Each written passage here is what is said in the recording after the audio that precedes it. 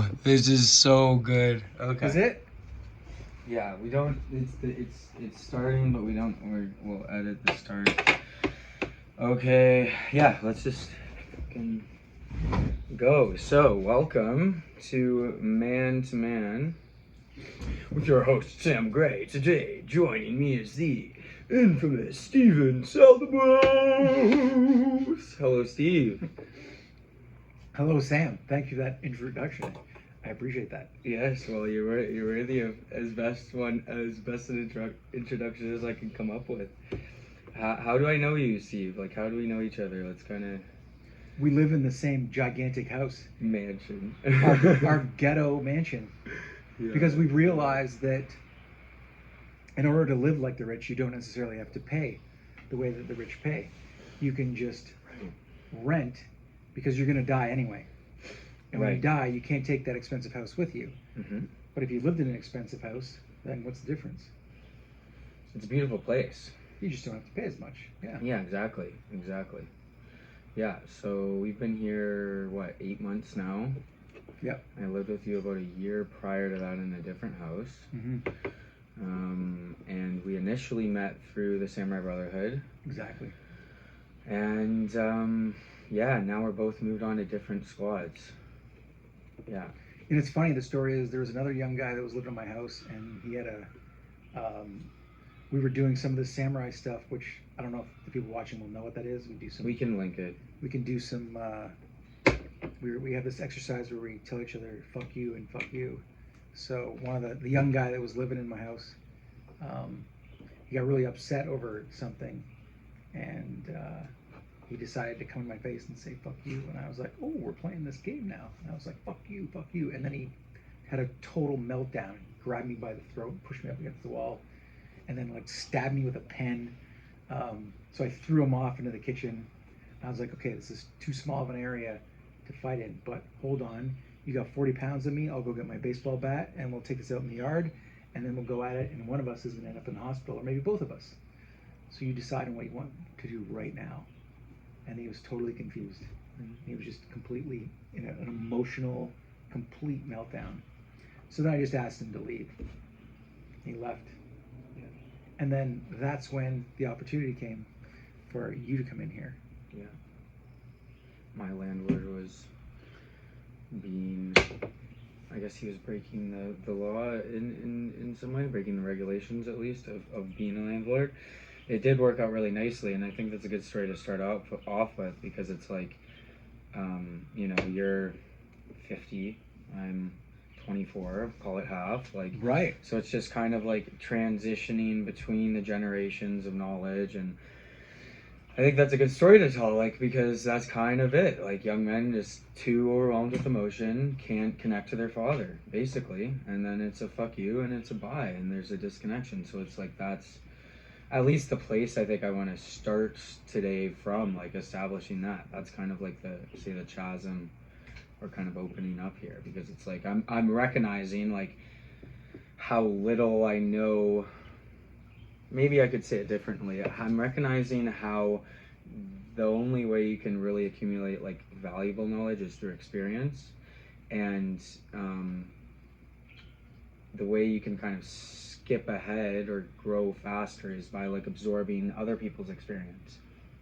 So that's why, like, I'm having you here today and want to talk to you and learn from you, is because I recognize that. And I guess in the short time, pretty long time, I guess, now that we've been living together, that chasm has been very active, which I think is a good thing. Well, I mean, the same thing on the other side with the older generation. I think that, you're talking about young men being emotional, not being able to handle those emotions.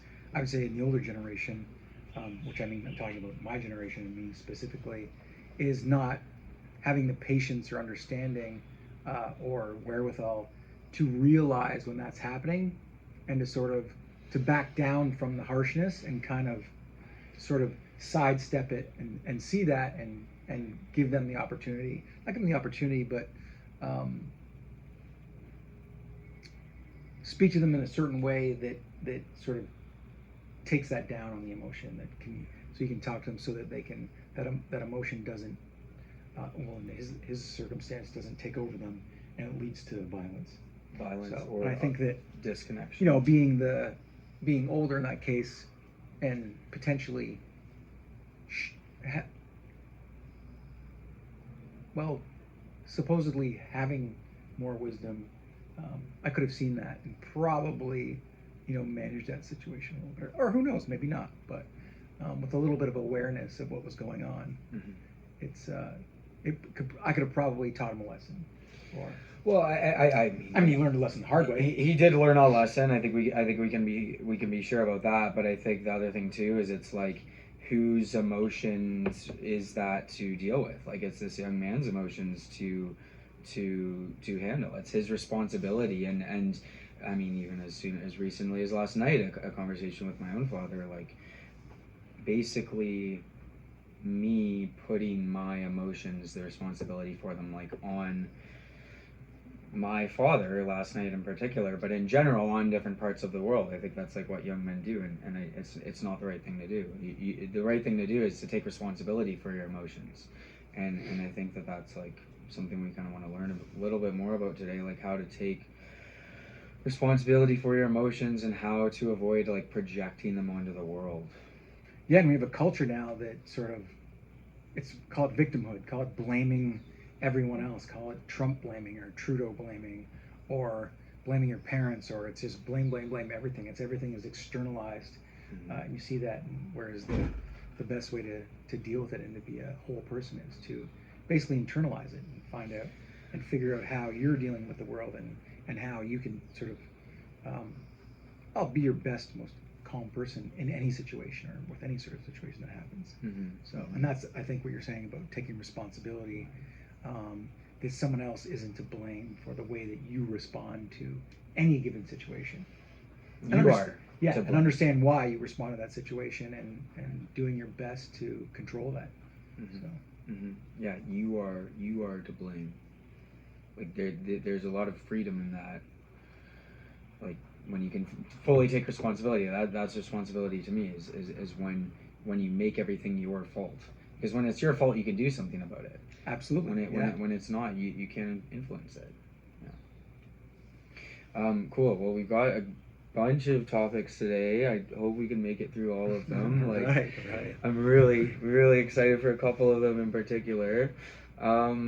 I think where do we want to start here?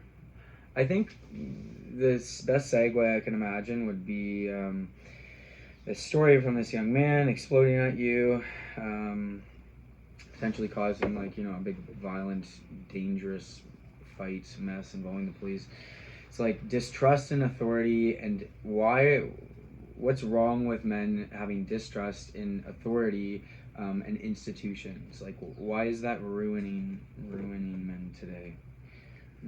Well, I'll say for the first part that institutions have let our society down, have let Western civilization down to a certain extent.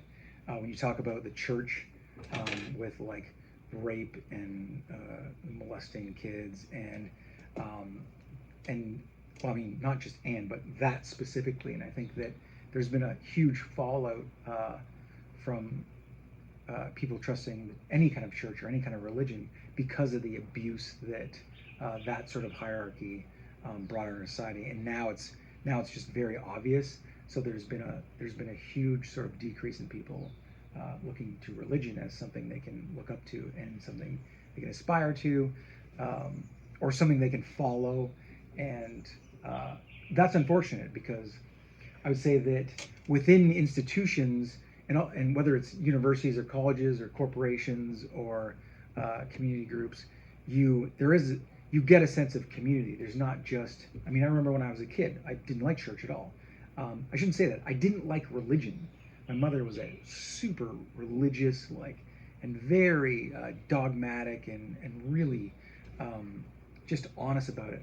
But I actually enjoyed going into church because I was an altar boy and it was fun. I got to be an altar boy at funerals, at weddings. I cut grass in the cemetery for the priest and got paid for it. He was a cool guy. He didn't there was no raping or molesting. He was a super chill guy. Never ever mentioned God.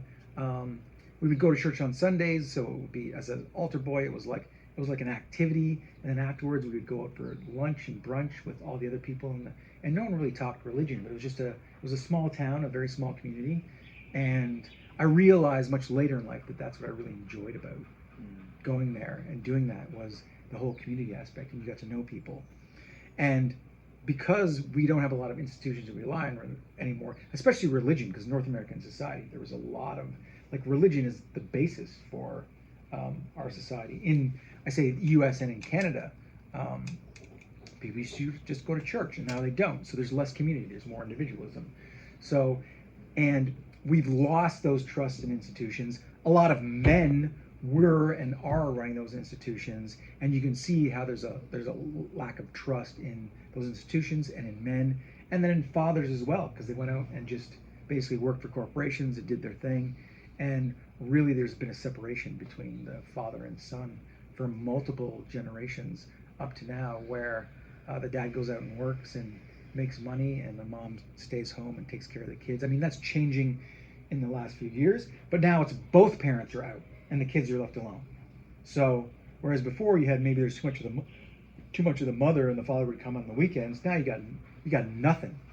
Like, mother and father are working, they're divorced, like, and you got kids, they're getting babysat by their telephones, and not telephones, by their cell phones, and by video games. So yeah, well, I know when I first got into men's work, a phrase that stuck out to me was raised by our mothers, being raised by our mothers, and that was definitely the case for me, at least in my memory. Like, I was really fortunate because my dad worked really hard. He had a good job, but he was working a lot, for sure.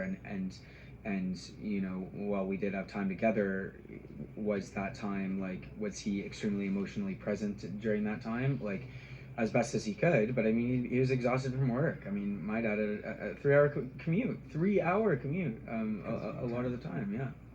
So, being raised by our mothers, like, you know, this is kind of maybe is like why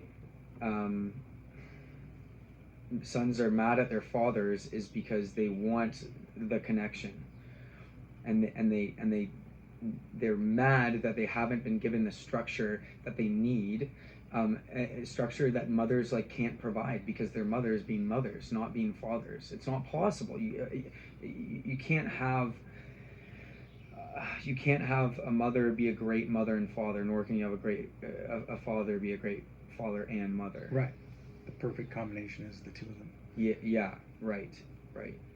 Yeah, so maybe that's an interesting thing to suppose, like, is culture best combined with religion of some kind, like, to give us meaning, because we're losing it, for sure. I mean, well, that's the thing, we talk about purpose now as well, and having purpose, and, you know, you could say in a more simple world that, you know, religion provides a bit of that meaning, provides a bit of that purpose. It might be wrong, or it might be like everyone's got their different religion. There's no one religion that could be the right way, but it did and does provide a certain amount of meaning in life, and by defining what life is and getting to heaven or whatever, that gives people a certain level of a guide anyway, and it gives them a certain sort of purpose as well. This is our purpose, is to be good Christians, or be good Muslims, or be good Protestants, or whatever. There's actually like a guiding principle, and you're like, okay, these are the 10 Commandments.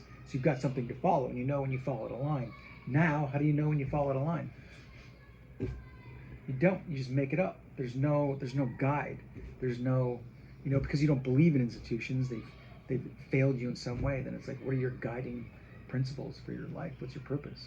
well, and when has it been successful? It's been successful, say, in farming society 100, 200 years ago, and further back, where the father raises the son on the farm to work with him, and he teaches him right from wrong, and he provides that structure because he's with him, he's spending time with him. The son learns by example. By example, through exposure. So what I see in myself and those around my age is this, quote unquote, like, getting away with running from the father, or older men otherwise, and trying to get away with that, and because it's seeming to be more emotionally uncomfortable, say, to connect with older men, like to make that gap, because it's getting so distant, it's getting so wide, such a wide gap to bridge.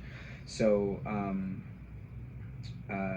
yeah, but the truth is, like, nonetheless, it's like that's where young men will find their structure. Like that's where in the past year, like that's where I found every piece of growth in my life, is like through the guidance of older men, like through the exposure to older men. Right. And I guess maybe like to a young man listening to this, it's like, how do you teach him why that is important, and why it's worth getting over the emotions involved?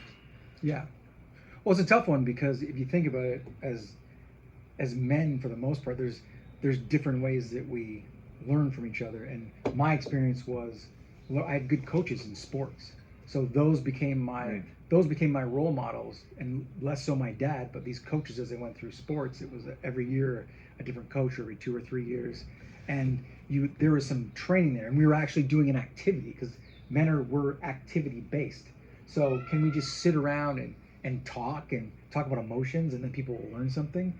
For the most part, probably not. It's like we have to do something. That's why when you're talking about the farm and the kid learning from the dad on the farm, it's through physical activity and watching him do work and challenge himself and struggle. And that's part of what we like. We like those challenges. We like that struggle, and that physical labor, I think, has a lot to do with it as well, because we get a lot of testosterone that we need something to do with. And building stuff and creating stuff and fixing things and working with your hands and your brain at the same time is a good way to learn. Yeah. And we just don't have as much of that anymore. Everyone's on a computer, and it's like you're not actually doing anything. So there's a lot of brain work, but not a physical labor. So that's really, like, for sure dangerous. I mean, I know in myself, I'm useless without exercise, is just what it's come down to. It's a non-negotiable. I'm just useless without it. And whether that's, going for a walk, or whether that's like doing a heavy 3-hour workout or 2-hour workout, like it needs to be something every day. I've noticed for myself, for my body. But I mean, I think for all men, there's a level of physicality required. Not to say that's impossible to get if you, say, work an office job. Like, you could still work out outside of your work hours. That said, and you should, and you should, and you probably need to keep yourself sane. And I did when I was in that environment, and I'm sure a lot of men do still. But there's something to be said about, like, across the board, when we're talking about the middle class, the masses, that we're switching more to mental work than physical work for men. And, like, we should probably be thinking about what that would mean for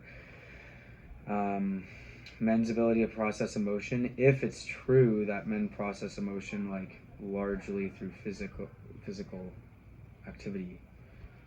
I don't know. Do you think that's true? Well, I think you can work a lot of things out through physical activity. You can, if you've got stuff on your brain, and the same thing, like you work a full day and you're on the computer and you're just like, your brain is just like going, and then you're just like, okay, and you get all these thoughts, and then at the end of the day you're like, oh, I need to go take a run, or I need to go work out, and you can feel it. I know when I used to run through the mountains here, I could feel at the beginning, it was all these thoughts are rolling around. I'm running through, and as I'm running through the bushes, it's like they're starting to, like, leave my brain and flow, and by the end of it, it's just like my head is clear and I'm running, and I'm like, this is like, it's like a meditation where all those thoughts that are rolling around just kind of get cleared out, and then you're much more clear at the end of that. And that's your body, just like your blood pumping through your system, and it's cleaning that stuff out through your brain, and you're focusing on what you're doing and not on task or talking to anyone or anything like that. And it just gives you that ability just to clean that out. I mean, they've called it flow when you're doing a sport and you get to a point where your brain is cleared out and it's just pure and you're just feeling it. Then you're in your body and your head is part of that, but it's this like flow, and you get to feel that, and that's exhausting, and it feels good. At the end of it, you're just like, oh, okay, I'm done. I'm like clean and clear, and you can just go to sleep and calm and wake up the next day. and go again. So yeah, I would say so, that the physical activity is definitely necessary. And helpful as a means for men to process emotion. I mean, I think another thing worth touching on at least briefly is like the meditation thing. I know we both do that, or at least have experience in that by doing it like consistently for certain periods. And yeah, I guess that would be another thing to talk about. It's a type of rest, right? Like getting to that clean state, not having a bunch of barnacles on the bottom of the ship, you know, like you clean them off, and you clean them off regularly. And maybe you could talk a little bit about your experience with meditation. Well, I mean, when I first heard about meditation, I just didn't like the word. I thought of like hippies and monks and stuff like that. And I was just kind of like, I was very put off by the wording. And I mean, for me, I'm very put off by a lot of this spiritual speak anyway. So it took me a long time to really kind of get into it and understand it. And I think the switch for me was when I did this. It's online. It was a 30-day meditation. It was like teach you how to meditate according to like Buddhist principles. It's called shamatha. And again, for anyone listening who's like, oh my God, I don't want to get into this, because that sounds like hokey and spooky and spiritual. My approach really just wasn't that. And at the end of it, I literally was like, this is more to, like when you say the word meditation, I'm like, this is more like mind watching. It's like watching your own mind and how your thoughts go through. And so if anyone's detracted by the word meditation, I would say think of it as mind watching, where you learn to sit there and see your thoughts kind of rolling in, and sometimes you get taken by them, and they call it shanghaied by them in this one shamatha meditation. And yeah, it's an amazing experience, because the subtlety of it is very difficult to get, but it's like you start to realize that your mind is just throwing these thoughts out there, and a lot of them are garbage. A lot of them are just random stuff that is going in and out, and you get to watch them come in and go out, and you let them go.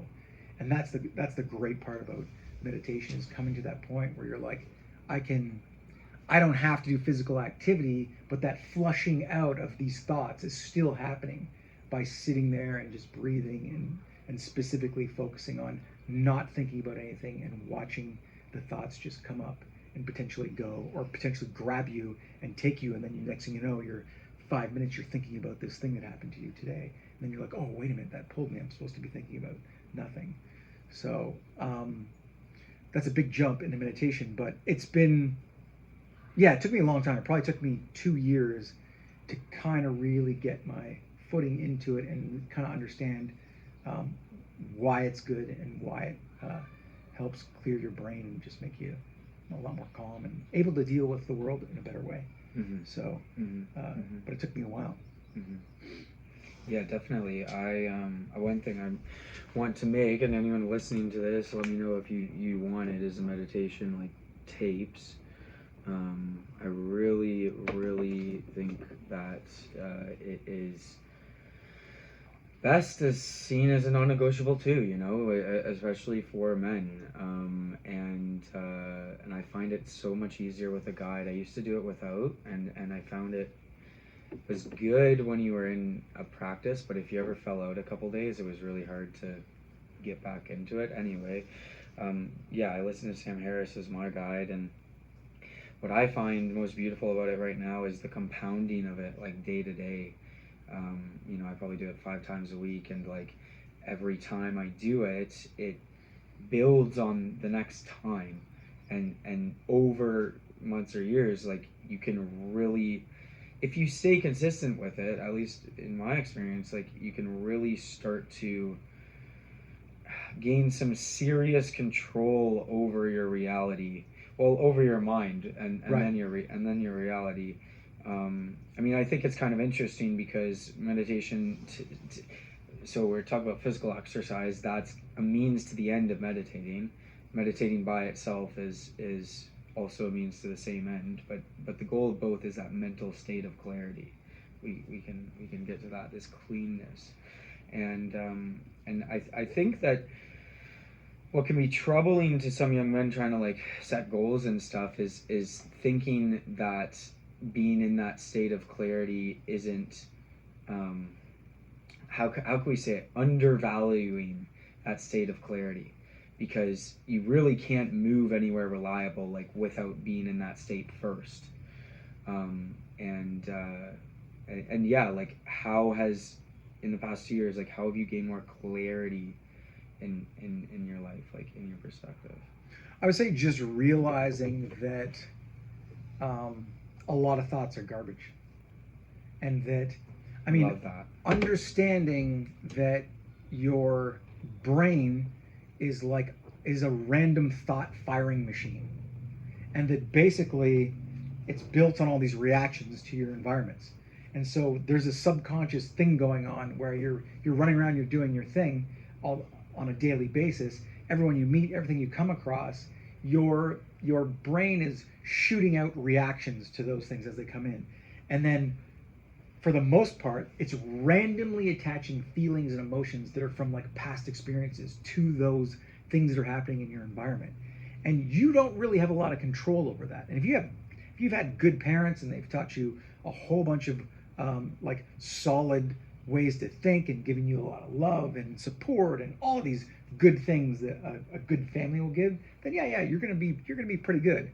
But if you don't, you're gonna be attaching and firing a whole bunch of bullshit to stuff that's happening in your environment. I know this from experience, from having parents that did not give me a lot of good things to go into the world with, and I had to learn that by experience myself, and really just sort of succeed and fail in huge ways before I came to the realization a few years ago that, oh my God, these thoughts aren't necessarily accurate. Like, I don't have to follow my thoughts.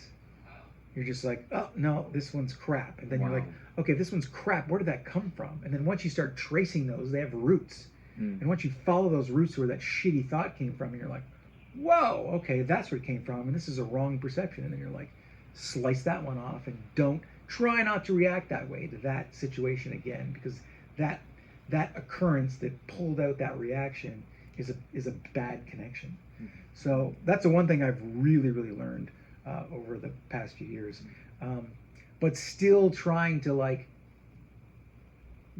do that almost every day to every situation is a pretty interesting and daunting task. But you start to learn, you start to see it, you start to go, oh, yeah, that's not the way I want to act or react to a situation like that. And I think that's what meditation gives you, is you get to step back and go, ooh, you know what? And you feel that, and you're like, oh, that wasn't necessarily good. So that was one of the biggest things. Realizing, I'm saying it again, realizing that the thoughts you have are not real. They're not necessarily real unless you make them real, and you don't have to make those real. And so there's a lot of projections and perceptions that we have that are just you're mapping. How do I say? I'm gonna say this non-diplomatic. You're mapping your own bullshit onto an environment, and then you're creating something from that's crap. Whereas that hit you and you mapped something that was good, then all of a sudden you've got something that better, that steers you in a different way, because you've now realized that thing that you're mapping onto it, the original one was like, ooh, that's terrible. I don't want to act that way. And for me, it was like anger or someone like attacking me. If someone was criticizing, I'm like, oh, that's an attack. That's an attack on me. Then I'm like, put up my defenses and attack and stomp on them verbally or socially or whatever, when they might not have meant that at all. It was just I was mapping that onto some kind of prejudice that I had because that person was, maybe they just came out as a rich person, or they had an expensive watch, and it just tweaked me to the point where I'm like, ooh, I've met someone like that in my life before, and they treated me like shit, and now I'm going to map that onto that person. And it's like, no, is this person actually saying that? And now I get to see, oh, maybe they're not saying that. And then really evaluate it from a perspective of balance, where you're like, let's really look at what they're saying or why they're saying it, and then go, without that projection on top of it, and then go, oh, wow, okay, they might have just accidentally misspoke. Or their intent was actually not to attack me, it was actually just to compliment me in some way. Like, it opens the world up to go, whoa, okay, now that I've taken off that shade of projection, I can see this person in a real way. So Yeah, like to be almost scientific about it. So you have the emotional trigger, let's say of anger comes up, and then before you just have the subconscious response, and then it maps out and you act on it. But you're saying like if you are able to practice being aware of your emotional triggers, like first step you're aware of them, and then second step to change the ensuing action from those emotional triggers, probably starting with awareness, like that's how you can kind of like regain control over your life, I guess. right. Yeah, so if you're right, it's like if you're yeah, it's like these things are going on in your environment by your eyes and and they're coming in, and you've got this system that's built by your past, and it's got these reactions, and these things are going on, and it wants to go boom, and it wants to grab onto those and go, oh, that's this thing, and attach it to something, so it makes you like, because you know from your past something you've seen before. But if you can go, as it's coming up and it goes to attach, if you can go, hold on, I'm not going to react yet, I'm going to see what this actually really is, and that thing just kind of like goes this way, and then you don't let it out, you're like, oh, now I can see it, it's not covered by this, this hasn't grabbed it and made it something different. So you're just like, oh, this is what it is. You see the truth clearly. Yeah. Right, instead of it being clouded by emotion. Right. And people talk about that all the time when we get talking about this projections and call them judgments, reactions. These are all various ways, definitions to say the thing the filter that you put over what you see, that you either know is there or you don't know is there. Yeah. That changes what's actually there into something else. Right, and then meditation, to come full circle, is basically taking time to remind ourselves of that chasm, if you will, of that like reality, that every part of reality is subject to your own projections onto it. And when you meditate, you just remind yourself of that relationship. Because so let's say when you don't meditate, like when I'm not meditating, and when most people are living, like who aren't meditating, which is most people, you're not remembering that. You're not remembering that what you're seeing isn't real. It's and then the cloudiness of it, the emotions, I want to call these disowned emotions that you don't take responsibility for by not seeing them and feeling them. Eventually they just start clouding up your reality so much that you become completely disconnected from it. Yeah. And I mean, this is how you can make sense of someone like addicted to buying lottery tickets, for example. It's like rationally it's a guaranteed like loss every time. Like we know that there's no debate whatsoever about it, yet a lot of people do it very, very regularly. It's like smoking, and then like through this lens, if you assume that they're doing their best, and if you understand their best as not meditating and not remembering that they're just projecting, it helps you. I guess what I'm trying to get to is it helps you understand other people better when it helps you, gives you some compassion, some empathy when you can see that they're, one, coming from the best place they got, and two, usually just reacting to their emotions. Right.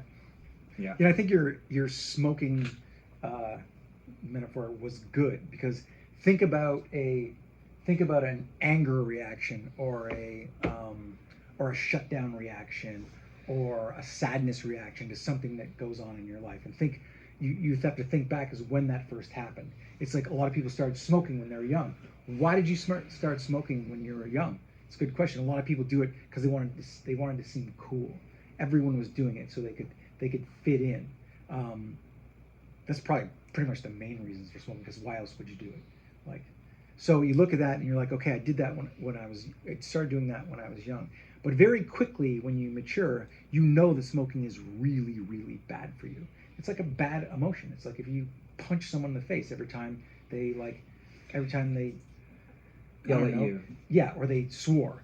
Someone said fuck, and you went boom. It's your reaction. Smoking is like that because you know it's bad for you. You know it harms you, but yet something in your past made you do that, and now you continue to smoke in your future, even though you know it's bad for you. The conscious person would go, "Oh, okay, well, why am I smoking? Let's figure that out. What's the purpose here?" And you're like, "Okay, well, the purpose isn't there anymore. It was there when I was young." Now, mind you, you do get addicted to smoking because of what's in cigarettes, but people get addicted to ways of acting. Like I know, same thing for me. I've gotten addicted to having anger as a reaction to a lot of the things in my life, and so it's like that's my bad habit. It's literally that. It's like, oh, I did this because this is what helped me when I was young, but I'm no longer in this situation. So why do I need that anger? Why do I need that cigarette? It makes me feel good. It makes me comfortable. I'm used to it, even though it's actually really, really bad for me.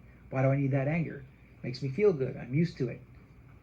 It dates me back to there, but I don't need it. It's actually bad for me. It's actually, it doesn't allow me to have good relationships in my life. And smoking just right out destroys your body.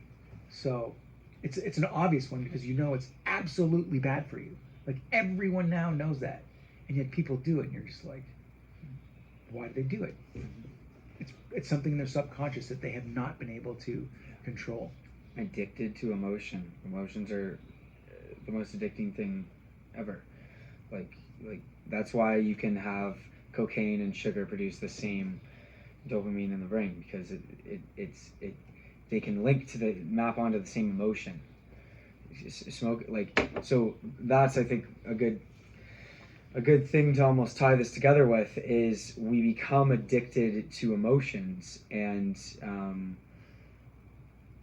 I guess the question would be what's the process of going into your subconscious and figuring out why you started smoking and then stopping that? First process is awareness, is realizing. I mean, with smoking, it's a difficult one because your body physiologically you become addicted to it. I mean, you could say that physiologically you become addicted to a certain behavior, whether that's anger or shutdown or whatever, the same sort of thing. So I think the first thing is awareness, being aware of one, why you did that, like what's the reason that you did that, but also being aware that you're addicted to that behavior and that it's bad for you. Like knowing that, oh, if I use my anger in situations, this is not really good, and it's not helping my life at all. I could be much better off by not doing that, by not smoking or not being angry. I think that's the first part, and then going, okay, so why do I do this? Knowing sort of the base reason why you do that, and really discovering that. And there's a whole bunch of processes to do that. And then part of that is meditation. It's being like, how do I source that? And there's a bunch of ways to do that as well, where you can basically date back feelings to past experiences as well. And it's not that difficult to follow. There's like people have maps. You can do that. Then once you do that, it's where something like meditation or mind watching comes in, is you get to see where that connection is there. And then you're like, okay, now that I see this connection, where's a better connection? What's a better connection? If I feel this urge to smoke, if I feel this urge to get angry based on my environment, or to smoke based on your environment, what's making me do this? And going, oh, I get that feeling now. I know what that is. That means I want to do this. Well, I need to change that and go, I'm not going to do this. I'm not going to get angry. I'm not going to grab a cigarette. I'm going to go now do this. Instead of anger, I'm going to try and figure out what this person is feeling, why they would say that, what would make them do that, and try and put myself in their shoes almost right away, so that I'm not stuck in my own, like, oh, I want to smash this person. It's like, no, what's going on with them? What are they going through? Did you misread this? Is it a miscommunication? And trying to figure that out, and then you'll start to see, oh, they've got their own stuff. They're doing this thing, and it's really not, most of the time, it's really not about you. And with the smoking thing, you could say, oh, it's like, do I really need to be cool? This is really, detracting from my health. And what's the better thing to do? Go drink some water. Go take a run. Go do some exercise. Figure out what's going to get you, what's going to train your brain to do something other than that. And it's the same thing with emotions. How do you train your brain? Because those are connections, those whatever they call the synapses or the heads. They're like, they look a little like little bulbs, and they make those connections in your brain. And what you got to do is like find that connection and then snap it and reconnect it to another one that's better, and you're the one creating that other one. So it's remapping your brain as well. Yeah. So that's the scientific way to look at it, and that's sort of my approach to that whole situation, because it helps me to realize, to think of those physical brain connections and go, oh yeah, this is a bad road. I need to sever it and tie it to another road. Yeah, and what is it, like matter cannot be created or destroyed, it can only like change form.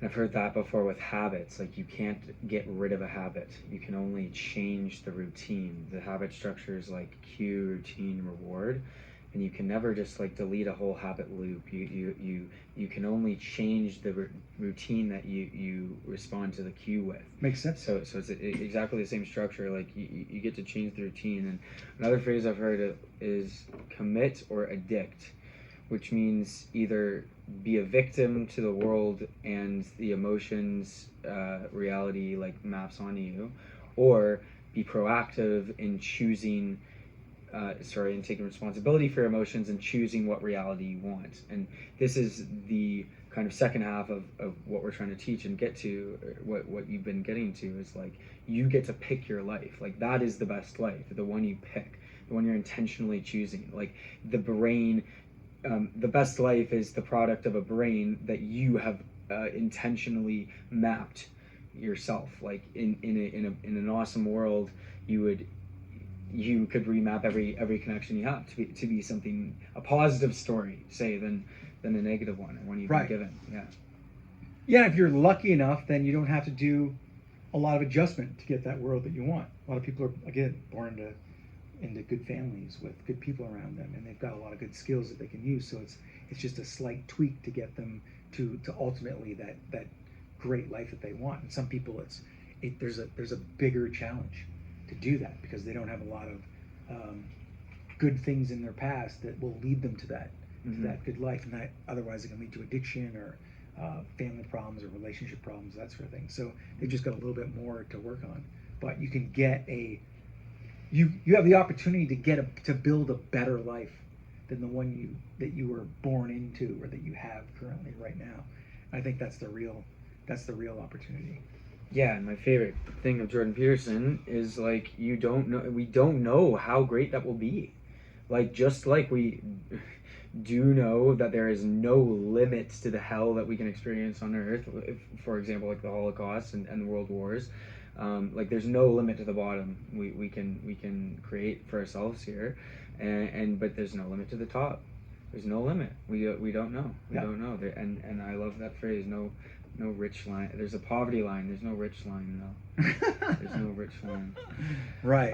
That's another topic entirely, because there probably should be a rich line. That's one of the problems of our society. There maybe should be a rich line, but there's not yet. Okay, well, yeah, maybe we can talk about...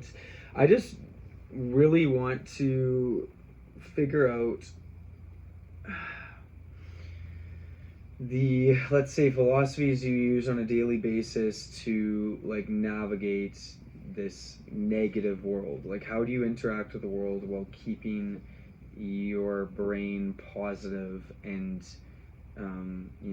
creating your mind, as opposed to just having it be a product of negativity in the media, negativity in COVID, etc. Well, it's a difficult one, because as a 50-year-old, and as a young kid and not having a lot of parental anything, I realized at a very young age that I was on my own, and that meant I had to create my own reality in a certain sense. I was like, okay, my parents they're done.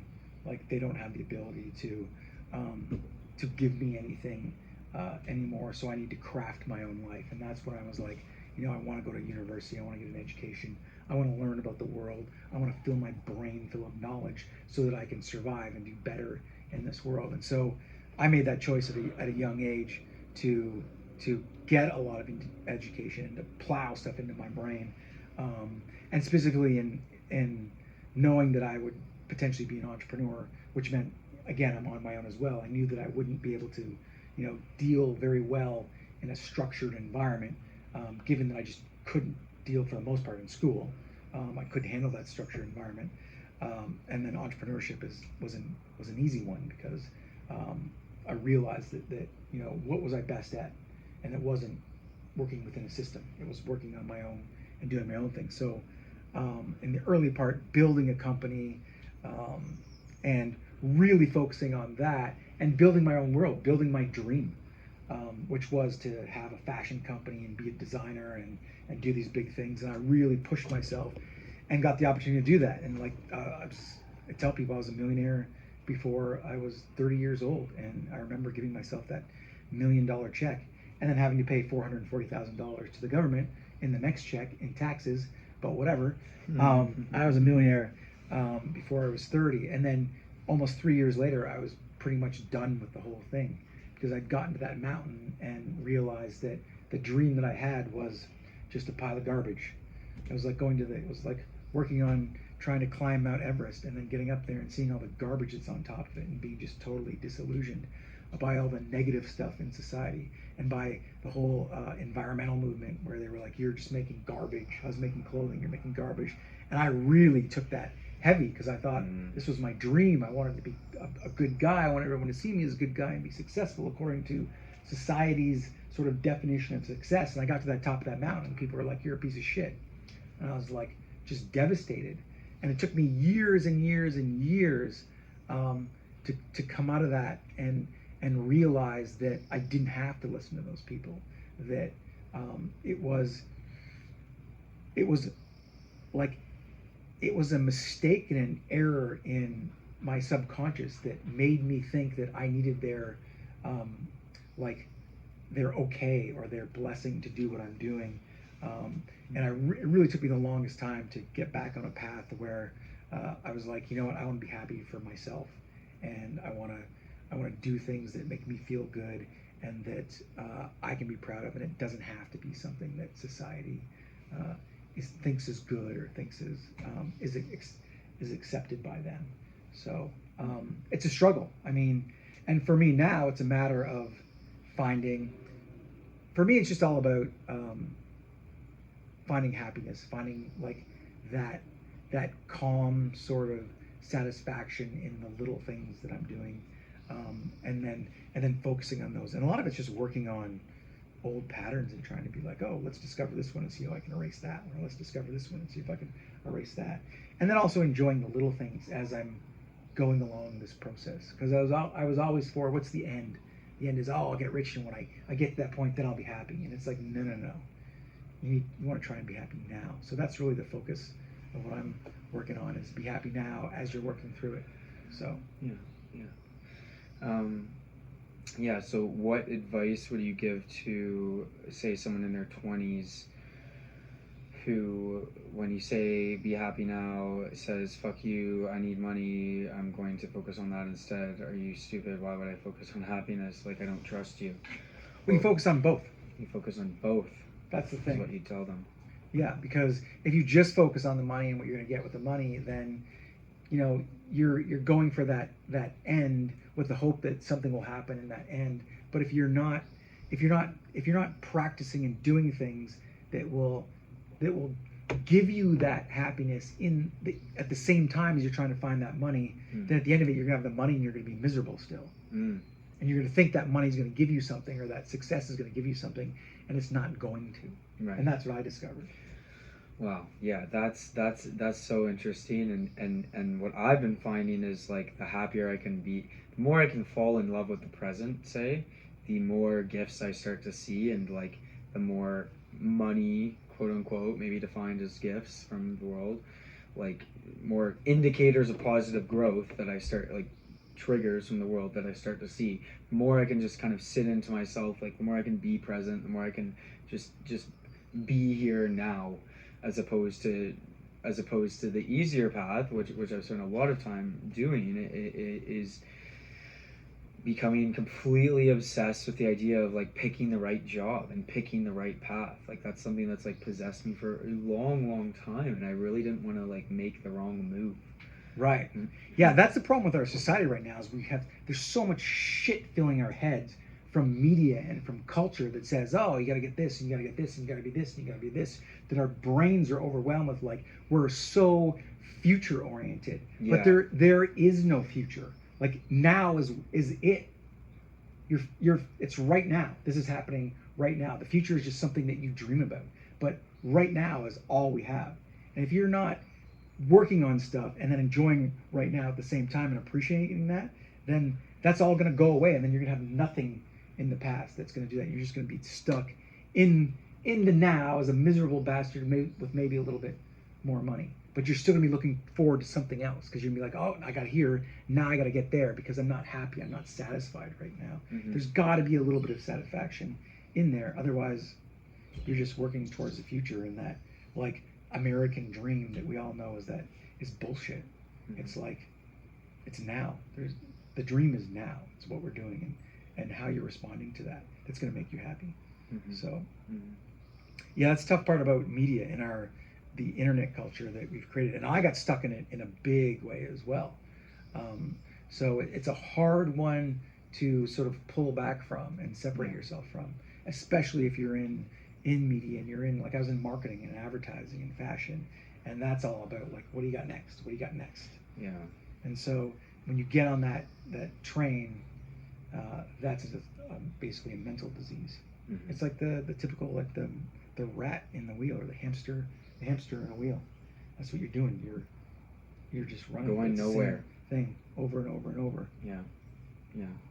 So if the way out is trusting older men to teach you important things instead of the media, how does a man trust another man? You got to be very careful about who you trust, because Good. there's a lot of people with agendas. There's a lot of people that won't necessarily have your best consideration. And so it's kind of like, be careful who your heroes are.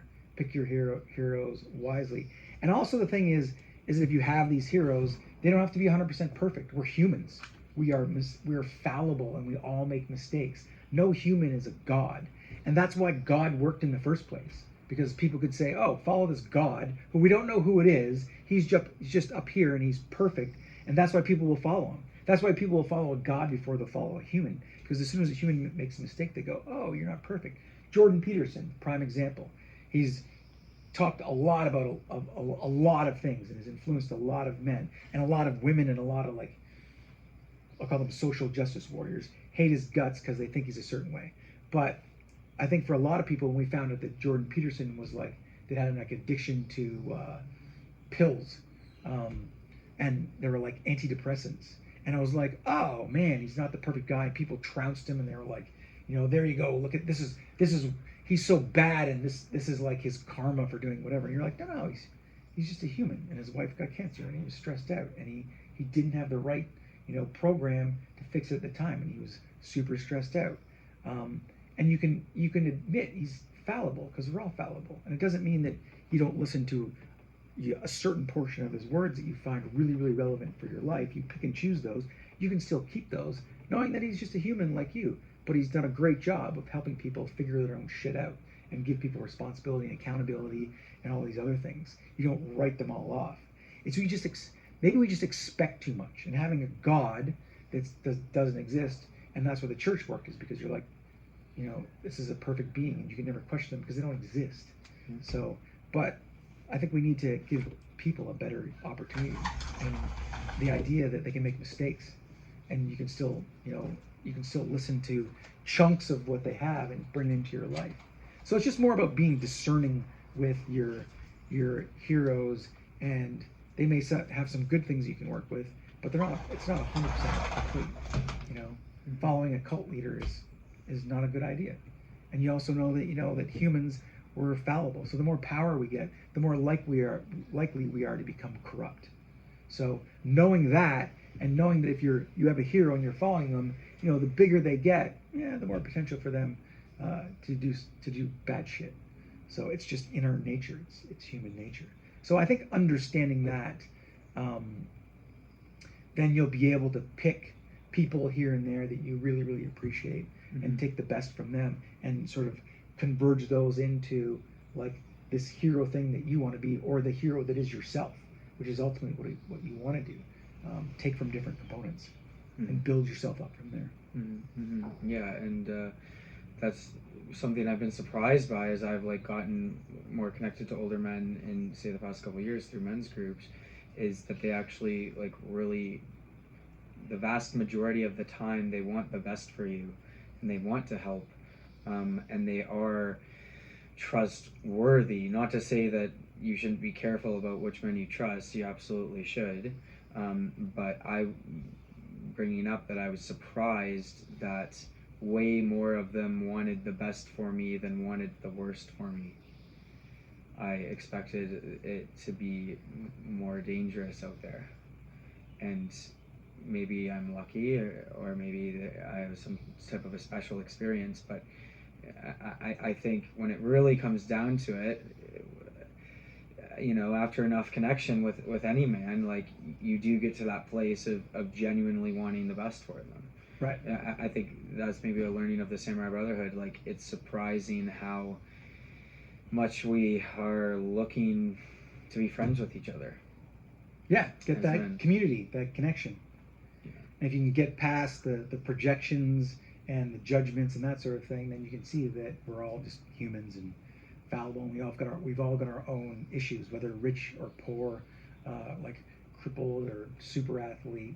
Everyone's got issues that they're dealing with, and that's a very human thing, is to have frailty and weaknesses and things that you're working on. And I think that's how we relate to each other in a lot of ways. Once you get to know someone, the real someone, the honest someone, and you can see that, yeah, maybe they struggle with their relationships, maybe they struggle with finances, maybe they struggle, maybe they're just not even good in sports, maybe they're not good physical athletes, maybe they're super shy and they've got this issue. But there's always things that people are working on, and as humans, I think that's our common denominator. None of us are even close to being perfect. Right.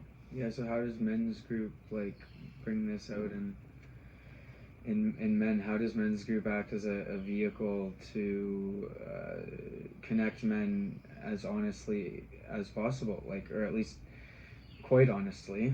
Well, yeah, if you can sit down with anyone, men or woman, and you can say the basis of this group is that we are both going to be honest, and we're both going to challenge each other on that. So when I get the feeling or the urge that I think that you're not being honest or genuine, it's up to me. I'm supposed to say, I think you're full of shit. I think you're lying to yourself. This doesn't sound, or, I mean, in a less hostile way. I'm a kind of a blunt person. Something doesn't feel right in what you're saying. Are you sure that's the truth? Yeah. Like, honestly, is that what you actually think or feel? And I think in a group where that's the basis of it, then you get to look that other person in the eye, and that person gets to sit there and go, they can either keep lying and pretending that it's not the truth, or you can go, hey, we're here to help you. So, like, if you admit the truth, it's not that bad. We're also not supposed to judge, so you're like, there's no judgment in that. Then it gives someone the floor and the opportunity to then be honest. Okay, you're not going to get punished for being honest. You're not going to get judged as being an asshole or being weak or being whatever. This is just a place for us to open that up and be like, oh, this is what I think. This is the problem I'm having. This is what I feel. What do you guys think about that? And get good feedback on that. I think that's the basis for a good group, men's and women's groups, whatever, is the ability to be honest. And I think that's probably what religions are missing, is that ability. So yeah, interesting how there's this kind of new vacuum being created with the I hate to use this word and I hate to kind of face it, but the departure of religion is like a let's say very common part of Western culture, though it's still like let's say Christian principles still run very deep in our culture, and I don't think they'll go away for quite a while. But like having things like men's group basically is a means to men living more honest lives, and I think that's a worthy thing to aim for, because I don't believe myself capable of being fully honest with myself by myself. Like, I can't do that. It's impossible because of the ego. Yeah. So I think men's group, like, grounds a man's ego, and to come full circle to talk about some of the other things we were mentioning, gives him a chance to see the truth of his reality as opposed to the emotionally clouded, distorted, projection filled view he's used to.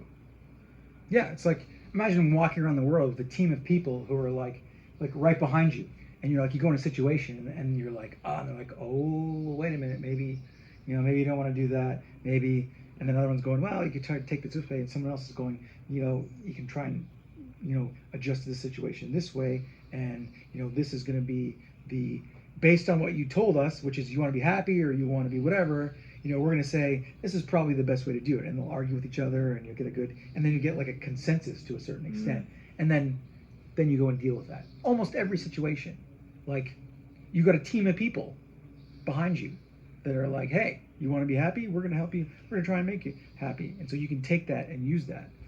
Like, it's a huge advantage, and what it does is it makes us better, because we're able to deal with all of the things in society better, and then society goes, holy shit, you guys are awesome. Like, you're a better person for this. So it's why having a big family works. It's why I think that they talk about, in the Samurai Brotherhood, they talk about having guiding principles, a community, and like a mentor. And I see it as having a number of mentors. Like I talked about the heroes, like having a congregation of heroes where you pick and choose things from each one, and that's what I see as that. But I think community is one thing that, and it's only 3 basics for men. And if you're missing that one community, which is the community we had, was whether it's sports teams or whether it's community groups, religion was the biggest one for North American society, I would say.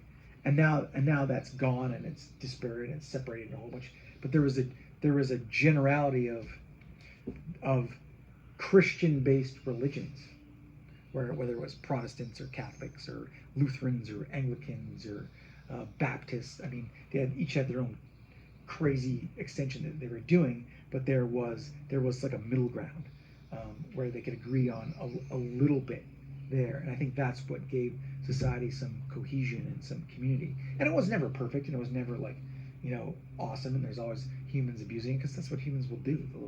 People have egos, and they're fucked up, and they will do crazy shit as soon as they're given a little bit of power. And if we know that, and we know that that's the way we operate, then we can keep that in check. And that's what a community does, is it helps keep that in check. An honest community. And if the basis of the community is being honest and accountable and responsible, then you're going to have a better chance of keeping that in check. Not going to be perfect, but it's going to be better. And it seems like that to me. That's like a mathematical equation to the human dilemma of us having egos and doing fucked up things. Yeah, it best equips us, and like it gives men more support.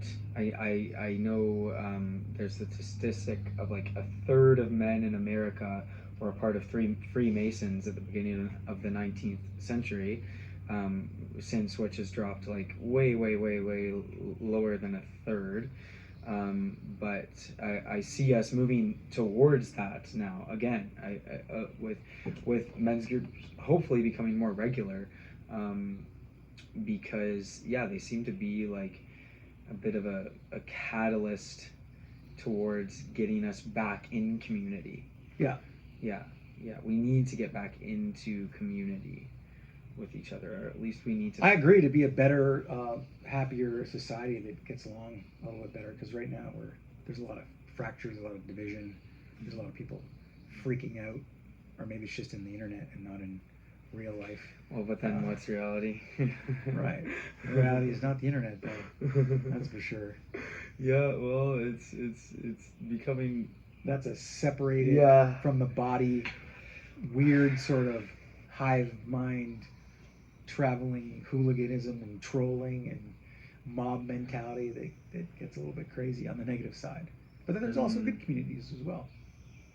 Yeah, maybe we can. But person-to-person connection, I think, is is key for Yes.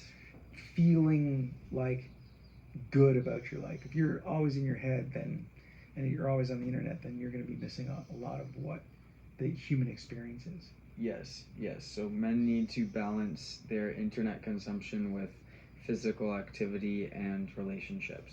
Yeah. Yeah. Cool. Okay, I think we're gonna kind of wrap up there. Really enjoyed this conversation with you, Steve. Like, I look forward to the next one. I'm gonna include a like link to Steve's website and some of the projects that he's done in his life as an entrepreneur in the show notes. But yeah, is there anything else you want to say? Any final messages to the audience here? No, I think that was a good. I think we got to 1 of 7 questions. Yeah. More for That was a next good time. start. Yeah, exactly. All right, thanks, Steve. Take Thanks, care. man. Bye, guys. Woo! Let's go. We can talk a lot. That was really good. Yeah, that was really good. I know we could have gone on forever, but I like to leave with some gas in the tank. You know Yeah, how what I long mean? was that? Do you know? That was an hour. Holy shit. Yeah, how long did it feel like to you? It felt like somewhere between 45 minutes and an hour for sure. Yeah. It's amazing how much you 40. don't talk about when you're like we had all those questions, Yeah, but yeah. we covered maybe 2. Well, but it's way better that way. It's like Just wherever the conversation well, goes. yeah, and we were actually covering a lot. Like, so I'll read the question just so you know that, because we kind of subtly Covered a bunch. we covered them. Let's say maybe using different words. So what's wrong with politically correct safety culture? Somewhat maybe mentioned safety with the mother and the kids, being a mother, But not much. but not much. That one we kind of can save. Sensory need not at all. Distrust in authority and institutions, yes. Yes. Social media hate and division, didn't really touch on it. No. Greed, extreme capitalism, consumerism, No. we didn't get to that quite yet. Become better men in spite of all of this, absolutely. Triggers in the eye, absolutely. I think it was the meditation. It was the. That was really good. though. That was so good. That was good. And I'm glad we talked about that, because that was that actually went really deep into like the why of meditation, which I think is important for men, like especially those who haven't done it. It's like, okay, let's just think about like what this does, because once you realize what meditation does, you probably can't help yourself from doing it. Or Yeah, at the least a way lot that more likely. meditation is, the way that I was exposed to it was this, like, you're in robes and you're like this and you're like, Yeah. "Ooh." But the way that I see it is not that way at all. No, it's it's like the opposite. it's a very pragmatic exercise in understanding how your mind works. That's why I like Yeah. calling it mind watching Yeah. instead of meditation, because it's like it gets to more specifics about what you're actually doing